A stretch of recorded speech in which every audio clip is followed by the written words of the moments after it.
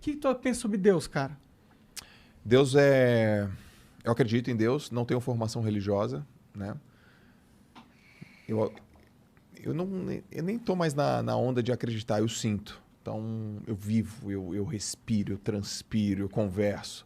Mas o Mário Sérgio Cortella tem uma frase muito, muito bacana, assim, ó. Quando você fala com Deus é teologia, quando ele responde é psiquiatria. Mas eu converso com Deus todos os dias e acredito, sigo, me inspiro. Eu vim de Santos, cara, e uma vez eu tava correndo, porque foi assim, eu sempre acreditei em Deus, meu pai morreu, eu parei de acreditar em Deus.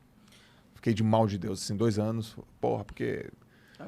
Injustiça. Injustiça. Minha mãe, quando meu pai morreu, Deus quis levar ele nessa hora. Não, mãe, não foi Deus, foi meu pai, tá? Bebia, fumava, hipertenso, diabético, um monte de coisa. Mas hoje eu tava correndo na praia, 5 da manhã, assim, e aí casou um monte de coisa, assim, a luz, o som do mar, a água gelada, o universo. Aí eu falei, porra, eu acredito nessa parada aqui. Tem alguma inteligência que o meu campo cognitivo não é capaz de entender, ela é superior e eu faço parte dela, e é Deus. Pra mim, Deus é isso, é energia. Eu gosto muito dessa análise tua, cara. Pra mim, eu penso meio que da mesma forma, entendeu? A questão de Deus não é uma questão de... existe alguém que sabe a forma com que eu devo ser na vida. Tipo, regras pra eu me agir. Claro que existem ensinamentos religiosos e tal que são interessantes. Mas o Deus, pra mim, é muito mais uma questão filosófica de entender ou de acreditar que o que a gente vive hoje não é um fim. É um meio da coisa, entendeu? E eu acho que pra mim, pelo menos, ter essa crença que eu vivo o meio agora é muito importante. Isso não significa achar que, foda-se, eu tenho uma vida e tenho outra e foda-se. Não dá importância pra essa vida, entendeu? Significa que é acreditar que a realidade é muito mais que algo finito, momentâneo, de 100 anos no máximo. Eu me recuso e eu não gosto de acreditar que tudo que há para nós, para nossa consciência, é o que existe, que a gente sabe que é. Entendeu? Mas você tem uma concepção reencarnacionista. Não necessariamente. Eu não sei se a gente reencarna. Eu só acredito muito fortemente que a nossa consciência... ela tem um propósito maior do que só ajudar a construir esta realidade, entendeu? Porque eu acredito que essa realidade, se você for parar para pensar com o que pode ser real, tanto de energia, matéria negra, matéria escura, não sei o quê, a nossa realidade é tão pequena parte do todo que eu me recuso de achar que a nossa consciência não está ligada ao resto do todo, só está ligada a essa pequena parte que a gente percebe enquanto está vivo, entendeu? Eu também não sou religioso, também acredito em Deus, mas não tenho uma religião específica. Mas pensando em termos, talvez lógicos, né? Embora a gente vá dar uma viajada boa aqui, eu tendo a acreditar que a gente deva voltar de alguma forma. Porque pensa, né? Tem muita gente que tem concepções de, você vive uma vida, viveu bem paraíso, viveu mal inferno, e é basicamente isso. Isso é quase condenar uma criança que se comportou mal no recreio à prisão perpétua. Sim, é exatamente isso. Em termos temporais. Sim. Então, como a vida não é nada mais do que uma breve pausa na antessala da morte, né, eu acho que a questão é cíclica. E aí, quando chegamos nesse tema de metaverso, eu dei uma viajada boa nisso. Porque, recentemente, eu li um livro chamado Vidas Paralelas, ou Vidas Comparadas, de um cara chamado Plutarco, que era um historiador grego, que viveu em tempos romanos, né, porque Roma dominou a Grécia, mas os gregos dominaram culturalmente os romanos. E ele sempre escrevia obras nessa coleção, onde ele comparava um grande grego e um grande romano. E eu li a obra onde ele compara Alexandre o Grande e Júlio César. E hoje eu sou agnóstico, mas eu fui espírita durante muito tempo, a minha família é espírita. Tenho seguidores, né, também, cada um de uma religião. E quando eu comecei a ler, teve um seguidor que falou, sabia que alguns espíritas kardecistas falam que tanto Alexandre quanto Júlio César quanto Napoleão eram a mesma pessoa? Eu comecei a ver, caramba, as similaridades, né? Os caras quiseram dominar o mundo conhecido, todos tiveram glória no Egito. Napoleão foi para o Egito, fazer o quê? Nada. Ele foi para lá porque a glória estava no Oriente. Napoleão dominou a França, não era francês, era da Córcega. Júlio César, romano, dominou a Gália, que era a região da França, foi para o Egito da mesma forma. Então, havia uma série de similaridades, e correlação não é causalidade, Mas eu comecei a pensar, cara, é quase como um jogador de videogame que tem um personagem, o personagem morre, ele pega outro e faz exatamente o mesmo jogo. Igual você falou pra gente. O que você faria? Eu faria coisas parecidas, né? Antes das diferentes. Então, pode ser que isso aqui seja só uma realidade entre infinitas que existem, e quando você morre aqui, você volta para uma outra, até pegar um novo avatar e voltar. Isso é uma concepção até hindu. Religiões têm isso. Platão tinha essa ideia de mundos diferentes, um mundo sensível e um mundo inteligível, entendeu? Então... Pra mim isso faz todo sentido. Por isso que eu perguntei se Deus é o programador. Por que Deus ia criar uma realidade tão injusta e cruel no ponto de, consciência, ó o que existe, ó as possibilidades. Você não vai viver todas as possibilidades do que você compreende que existe. Mas você entende que existem milhares de possibilidades possíveis de consciência que você não vai ter a capacidade de explorar. Por que Deus cria uma realidade tão injusta? Onde você conhece um potencial infinito, mas tem uma limitação infinita. Porque eu não acredito que Deus ia criar uma realidade tão cruel, entendeu? Por quê? Ele não tem essa limitação de recurso como o humano pensa, que tem recurso limitado. Deus é Deus. Deus ele pode criar uma consciência que é infinita. Por que ele escolheria... dentro de todas as realidades possíveis, a mais filha da puta de todas? Mas não quer dizer que ele escolheu a mais filha da puta. Essa pode ser uma de infinitas que existem. Mas é que o universo escolhe... entendi. Mas é que ao mesmo tempo... E existe também a possibilidade dele não existir, né? Também. Mas tem um ponto, ó. Já viram Matrix, né? O filme? Claro. No Matrix, inclusive o Neo no Matrix trabalha na Metacorp. Né? É um ponto interessante. No Matrix tem uma hora que ele vai começando a descobrir como é que funcionava e falam pra ele que havia uma realidade que era perfeita. Mas as pessoas não aceitavam aquilo, simplesmente. Então, talvez o homem precise de um pouco, né? Não digo muito, mas alguma coisa de adversidade. Só que se isso é só um jogo, que tipo de jogo é legal? O jogo onde você tem recurso infinito ou o jogo onde você tem que dar duro para evoluir seu personagem? É difícil, sim. Pois é, então dá para viajar o dia todo. Mas eu queria terminar essa parte aqui com um argumento do Elon Musk. O Elon Musk ele sempre fala, devemos viver em uma simulação. E eu li um livro que tinha um prefácio, uma parte escrita por ele, o Bill Gates recomendava, chamado Superinteligência, que eu peguei o macete do livro aí com o Joel, né? Vi o Joel lendo, eu falei, miserável, vai desenvolver uma superinteligência, eu vou fazer a mesma coisa. Aí peguei o livro, só que o livro é escrito por um filósofo sueco chamado Nick Bostrom, e ele começa a ter ideias em cima da seguinte concepção, que você falou aqui no episódio. Uma hora você vai ter algoritmos mega inteligentes desenvolvendo outros algoritmos melhor do que o melhor humano. Ele falava que nessa hora nós chegaríamos numa singularidade, uma inteligência suprema, absoluta. A gente estaria criando, através de um programa... Um Deus. Um Deus. E talvez esse Deus olhasse pra gente e não visse tanta utilidade assim no ser humano. Então ele falava, como se proteger desse poder supremo? Aí o que ele dizia, uma das vertentes, coloque essa inteligência suprema dentro de um mundo à parte. E como ele é muito inteligente, cubra com outras camadas de realidade até que ela nunca consiga chegar na nossa realidade. Aí ele chega na hipótese da simulação e diz o seguinte, mas se já existiu uma única sociedade no universo, pode ter tido muito mais, que chegaram a esse ponto tecnológico de poder fazer isso. E aí você tem a criação de infinitas realidades e nós vivemos em uma apenas. Qual é a chance de que a nossa realidade seja realidade de fato e não uma simulação de uma outra realidade? A chance é de 1 dividido por um número que é infinito, não para de crescer. Então, a chance que isso aqui seja o plano real e único, nessa hipótese, é 0. Tende a 0. Entendeu? É bem pequeno. É, ridiculamente pequeno. Eu tendo a concordar com essa visão. O que vocês acham? Passa a maconha pro Thiago e ele vai dar o opinião. Caralho, a cara do primo tá... primo já tá no Japão, já. A minha visão é muito diferente da do Thiago quanto a isso. O Thiago, ele parece ser bem realista, talvez. Bem cético? É.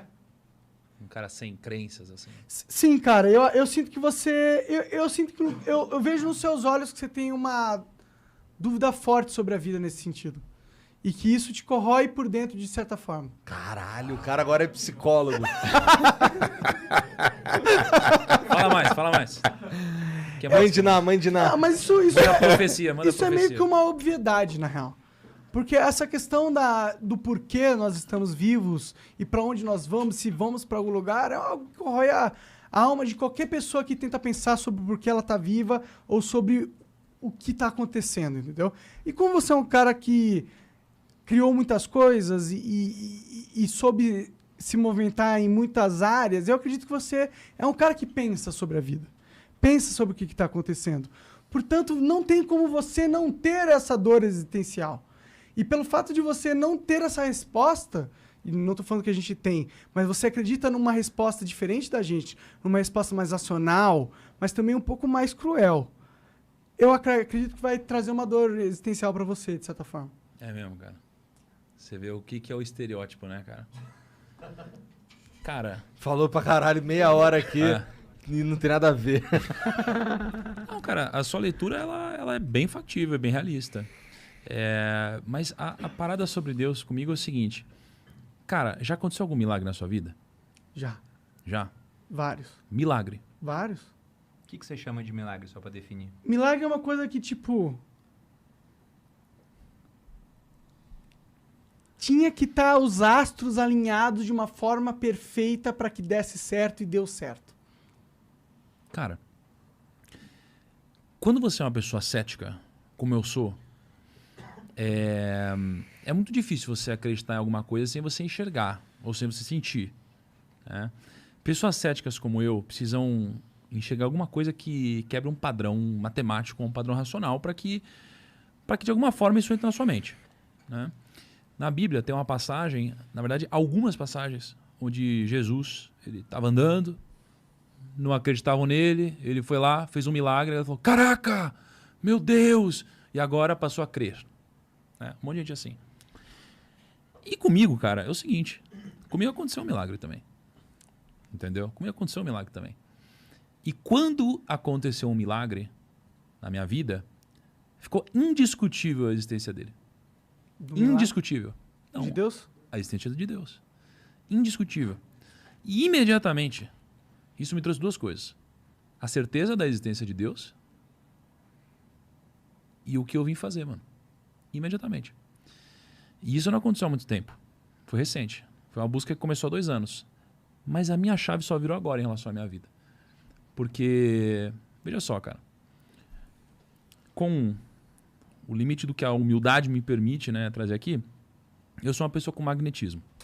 Então, poxa, já fiz live, 150 mil pessoas, sabe? Já enchi estádio. Uma audiência enorme no YouTube. Uma audiência enorme, já enchi estádio, já enchi um monte de coisa e tudo mais. Fala com 15 milhões de pessoas, é indiscutível que existe um magnetismo. Então, as pessoas que me conhecem hoje, elas olham pra mim e elas pensam, caraca, porra, algumas pessoas acham que eu sou um merda, e tem gente que olha e fala, nossa, o Thiago, ele é um cara incrível. Olha quantas pessoas ele se comunica, né? Mas o ponto é que as pessoas não sabem quem eu era antes, mano. É o que eu já tô falando da luta, assim. Ninguém me conhece antes de eu ter 18 anos de idade. E eu, antes de ter 18 anos de idade, era o seguinte, Monark. Eu era um cara que eu não tinha amigo.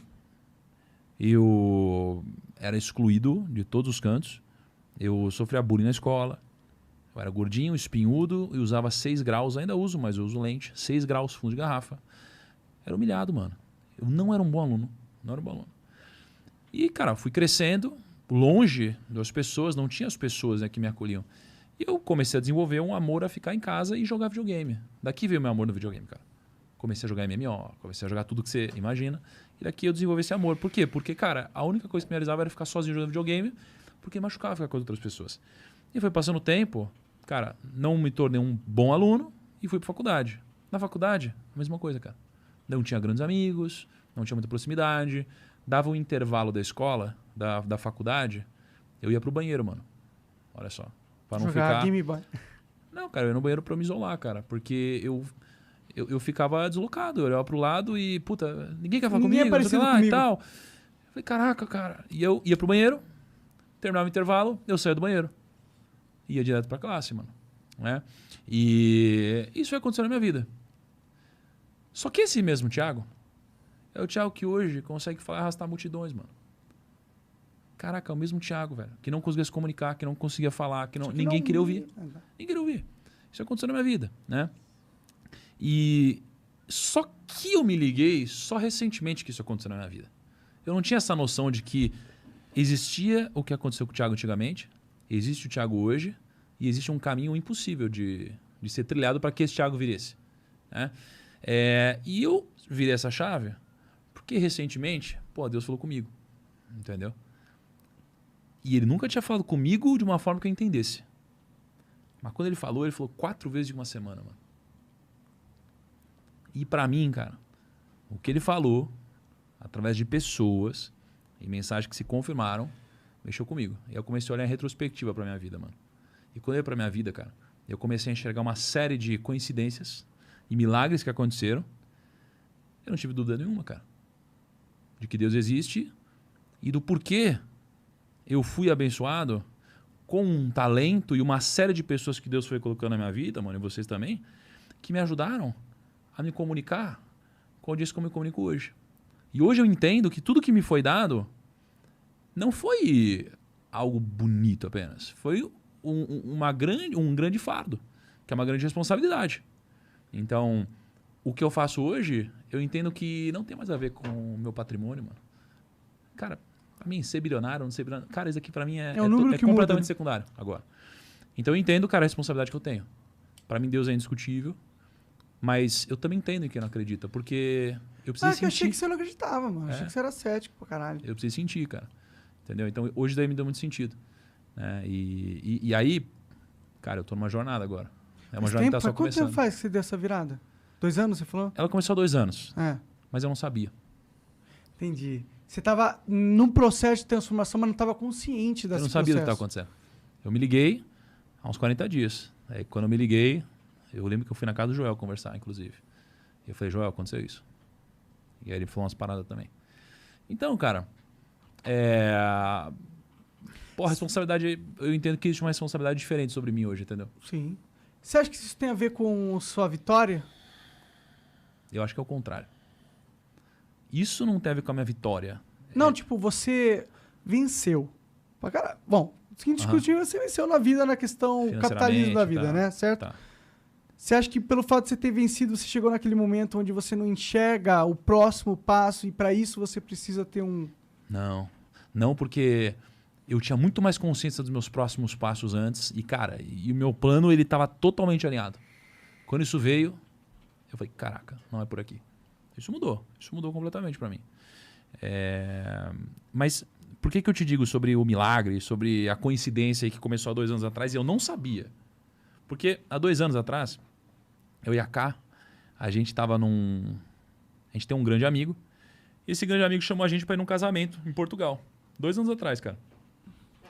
E aí, a gente foi para esse casamento. A gente tem dinheiro. A gente, consegue ir para esse tipo de situação. Poucas pessoas foram. E quando a gente chegou lá, né, a irmã desse nosso amigo ia casar. Quando a gente chegou lá, adivinha? O nosso amigo não tinha ido, mano. Ué? Deu pra trás? O nosso elo, o irmão da... tá, entendi, tá. Não, ele era o irmão da noiva. Ah, entendi. Só que ele era o nosso elo. E ele não foi.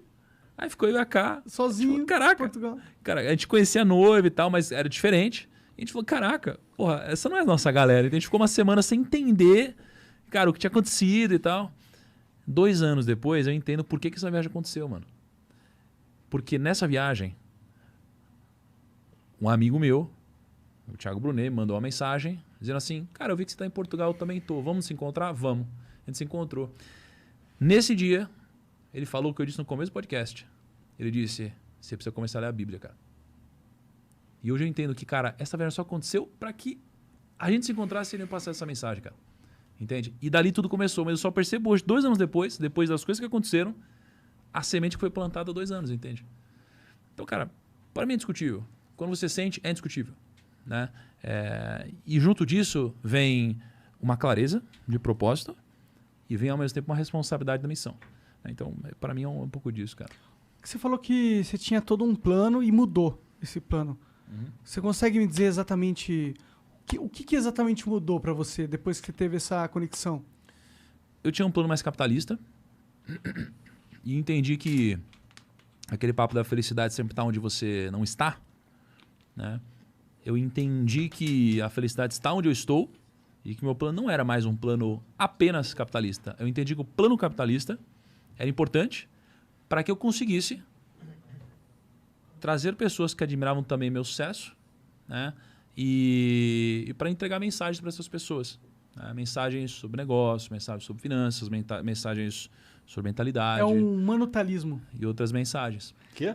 Desculpa, eu tô bêbado. Manutalismo. Capitalismo, manutalismo. Caralho. Entendeu? Desculpa. Cara, então assim, o que mudou foi isso. Pô, meu plano era um plano linear, linear barra exponencial econômico.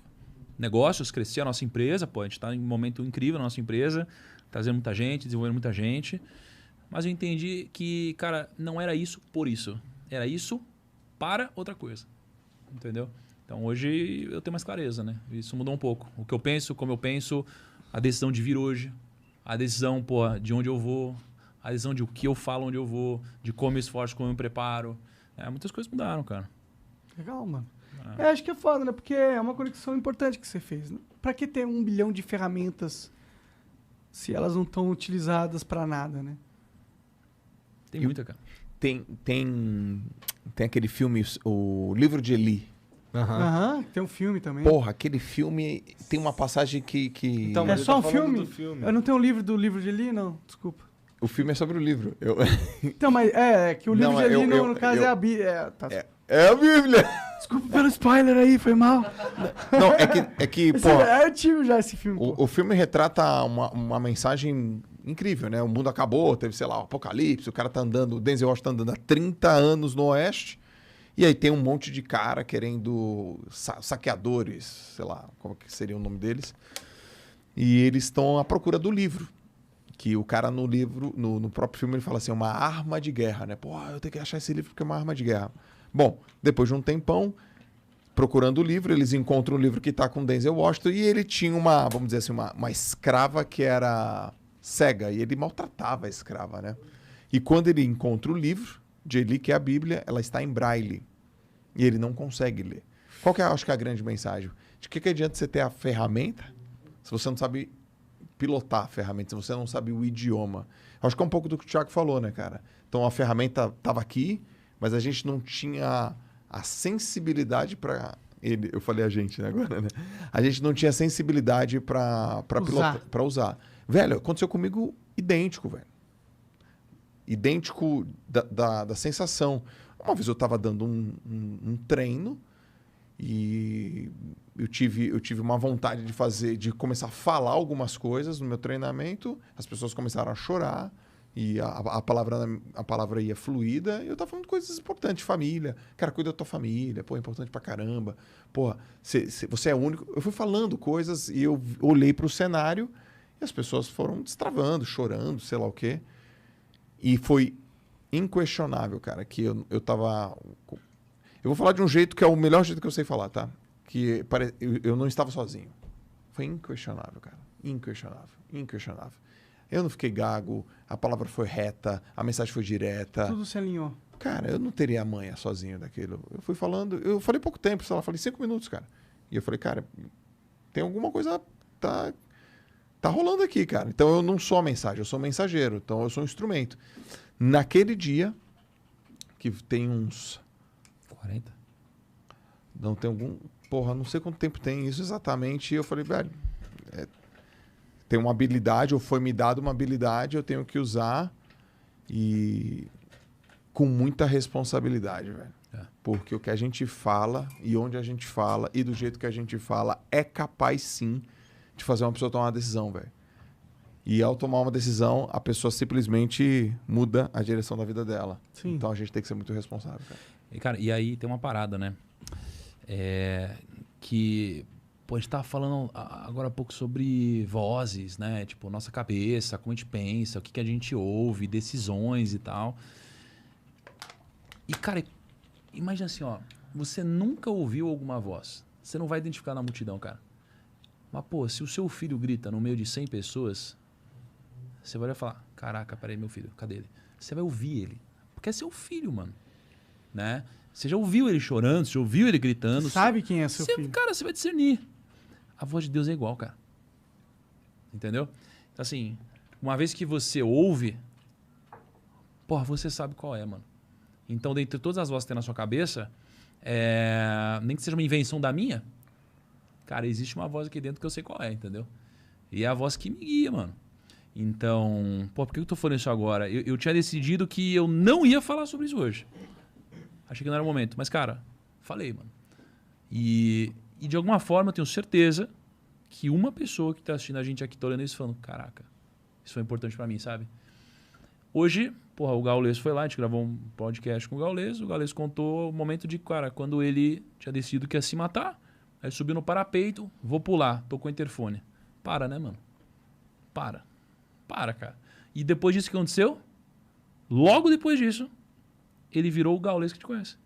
Não antes disso, depois disso. E depois disso, cara, ele fez live pra 400 mil pessoas. Depois disso. Ele é bom? Bom pra caralho. Mas não tão bom, mano. Não dá pra ser tão bom.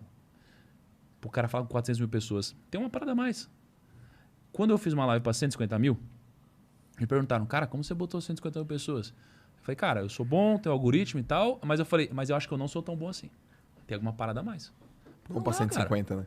Não dá pra, assim, eu sou bom, mas não tão. Pra 150. Porque não tem como. Existe algo maior que nós que fez isso acontecer. Isso, só que agora que eu entendo, cara, que isso aconteceu, a pessoa que me colocou nesse mundo disse o seguinte, você quer mesmo, Thiago, fazer parte desse mundo? Eu falei, cara, quero, tenho certeza. Ele falou, tá bom, mas eu quero te dizer o seguinte, uma vez que você entender que isso existe, não tem volta. Você quer mesmo? Eu falei, quero. Ele falou, tá bom. Eu entendi, mano. Só que agora não tem volta. Porque agora, se eu não arcar com a minha responsabilidade, agora a culpa é minha. Aí eu tô errando porque eu quis. Aí eu tô errando intencional. Eu tenho responsabilidade agora sobre o que eu faço. Não antes, quando eu era ignorante. O ignorante não tem responsabilidade. Ele não sabe, ele não tem culpa, coitado. Eu era um ignorante nesse aspecto. Agora, cara, a responsabilidade é grande, mano. Foi muito talento, cara. Olha o talento que vocês receberam. Vocês acham que vocês não têm um propósito, cara? Cara, vocês são... Eu conheço vocês fora daqui. Eu gosto muito de vocês. Vocês sabem disso. Vocês sabem disso. Mas, mano, por que vocês têm tanto resultado, mano? Além de ser bons, vocês são os mais inteligentes? Vocês são os mais bonitos? Não. Vocês são... Definitivamente Caralho, não. mano. Claro que tem coisas que fazem vocês serem muito bons, mas tão bons, mano? Vocês permitem que a voz de pessoas como as nossas cheguem em uma galera, e dessa galera, muitos que às vezes estão precisando exatamente do que ouviram aqui, cara. É. Entendeu? A gente se alinha, né? A gente se alinha a algo que é maior que a gente. Por isso que a gente tem poder. Eu vou deixar pra lá. Você sempre pergunta Senão eu o vou que é muito... Deus? Hã? Você sempre pergunta o que é Deus? Não Cara, pergunta? isso é uma Só pergunta quando surge a oportunidade. que é sempre, né, cara? Eu me pergunto sobre o que é essa vida e o que é Deus no sentido... Pra mim, Deus é importante pra explicar o que é isso que tá Se acontecendo. liga, acreditar em Deus dá ROI positivo. É um quê? É um ROI Acreditar em positivo? Deus dá ROI positivo. Eu total acredito nisso. Cara, e se, né? Pensei, e se existir? Se existir, é melhor E se acreditar, né? Tem Cara, o, acreditar. E a mesmo aposta de assim, Pascal sabe fala disso. por que o ROI é positivo? Porque mesmo se não existir, Porra. dado a realidade, é melhor acreditar. É Então, lógico. tem- Morre alguém da sua família. Pô, beleza. Acontece uma coisa ruim com você. reconfortante. Cara, é reconfortante. Então, mesmo se não existir, te trouxe tanto benefício. acreditar. Tinha um filósofo chamado Blaise Pascal que ele falava isso. Olha, vale a pena acreditar em Deus. Porque, bom, se ele não existir, ok. Mas se ele existir, é melhor que eu ter acreditado nele, né? Sim. Do que não acreditar. Só que esse ponto que você falou também é interessante, porque o ser humano, por natureza, é um ser imediatista. Ele tende a querer tudo agora, né? A gente tem, em termos econômicos, níveis de preferência temporal altíssimos. A gente quer tudo agora. A criança é um exemplo disso, que é o ser humano em o mais próximo possível estado natural. Você pega uma criança de 2 anos, é um indivíduo extremamente violento. Bate nos amigos, pega, morde, não sei o quê. Se está com fome, chora, recebe comida na hora. Está com sono, chora, alguém bota para dormir. Conforme vai crescendo, ele vai amadurecendo, entendendo que você tem que abrir mão de certas coisas agora para ter mais no futuro. Aí você entra numa faculdade para ficar 5 anos lá, ralando, sem poder trabalhar direito, ganhando pouco onde trabalha, porque depois você acredita, vai vir minha recompensa. Qual é o nível de preferência temporal do cara que acredita que essa vida que ele vai ralar, porque a recompensa é na próxima, né? Entendeu? É o nível máximo em termos de maturidade, pensando nesse sentido. Sim. O cara tende a se dedicar bastante a essa vida pensando, não, a recompensa não tá aqui nesse plano, tá num próximo. Eu não sou um cara, como eu disse, religioso, mas até entrevistas lá no Grupo Primo, a gente faz entrevista de emprego assim, eu costumo perguntar, cara, como é que é você na vida normal, assim? Eu não pergunto, você tem religião? Mas quando a pessoa fala, não, eu sou religioso, eu vou na igreja, eu vejo como um ponto positivo, assim, que é um cara que ele tem crenças em coisas maiores, né? Porque, por exemplo, eu acredito na lei aqui no Brasil, a lei muda o tempo todo. Até 1888, tava lá na lei, a escravidão era legal, né? É. Porque era legal, era moral, Não. Não. Agora, se o cara tem princípios maiores, que ele acredita que são coisas Eternos. até eternos, que transcendem o tempo, Sim. olha só como é que esse cara está sendo bem guiado. Independente da religião que ele tenha, né? Podem mudar alguns princípios, tudo, mas aqui Religião no Brasil, por exemplo... É um criador de princípios no homem, né? Exatamente. O que importa são os princípios. Exatamente. Poucos e bons princípios. Poucos e bons. Porque toda regra inteligente é curta, né? Exatamente.